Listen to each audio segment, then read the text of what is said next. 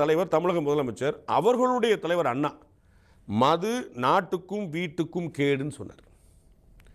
அப்போ அந்த மதுவை அரசாங்கம் விற்பது சரியான முறை சொல்லணும். விற்பது சரியாங்கிற கேள்வி வரணும். மது வந்து தமிழ்நாட்டில் எங்கே போனாலும் கிடைக்குங்கிறது சரியான்னு கேட்கணும். ரெண்டாவது கேள்வி அரசாங்கம் விற்பது சரியான்னு கேட்கணும். மூணாவது கேள்வி அதில் ஏதாவது தடை இருக்குதான்னு கேட்கணும். நாலாவது கேள்வி அதில் ஏதாவது வந்து ஒரு வரையறை இருக்குதான்னு கேட்கணும்.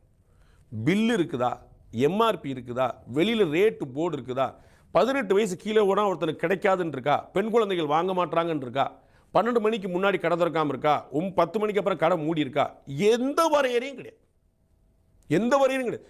எந்த வரையறையும் கிடையாது. முந்தா நேரத்து எனக்கு வந்து பெரிய நெஞ்சில் யானை மிதிச்ச மாதிரி ஒரு வேதனை.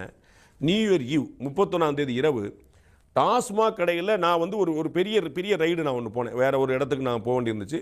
அதில் போனால் வழிநெடுக இந்த விருகம்பாக்கம், நெற்குன்றம், அந்த மாதிரி பல இடங்களில் 20-30 அடிக்கு ஒரு கடை, ரைட்டில் ஒரு கடை, ஒரு 50 அடி தள்ளி லெஃப்ட்டில் ஒரு கடை, லெஃப்ட்டில் ஒரு கடை, எல்லா கடையிலையும் ஒரு 100 பேர் 150 பேர் குடிங்க. நான் அது குடிக்கலாம் கூடாதுன்னு சொல்லணும், தத்துவவாதி நான் கிடையாது. ஆனால் 31ஆம் தேதி இரவோ, வெள்ளி சனி ஞாயிறு இரவோ, நல்ல நாள் பொல்ல நாளோ குடிச்சே ஆகணுங்கிற இந்த பழக்கத்தை உண்டு பண்ணது யார்? படிக்க வைத்தவன் எங்கள் தாத்தன் காமராஜன். குடிக்க வைத்து நாட்டை சீரழித்தவர்கள் திராவிட திருடர்கள். அரசாங்கம் அதற்கு என்ன முன்னெடுத்திருக்கு? கடைகளை குறைப்பேன் நாங்கள் குறைச்சிருக்காங்களா?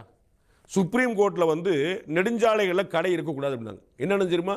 நெடுஞ்சாலையில் இருந்த கடையை எப்படி திருப்பி வச்சுட்டு இது நெடுஞ்சாலை கிடையாது, ஊராட்சி அப்படின்ட்டாங்க. இதுதான் திராவிட மாடல் ஆட்சி.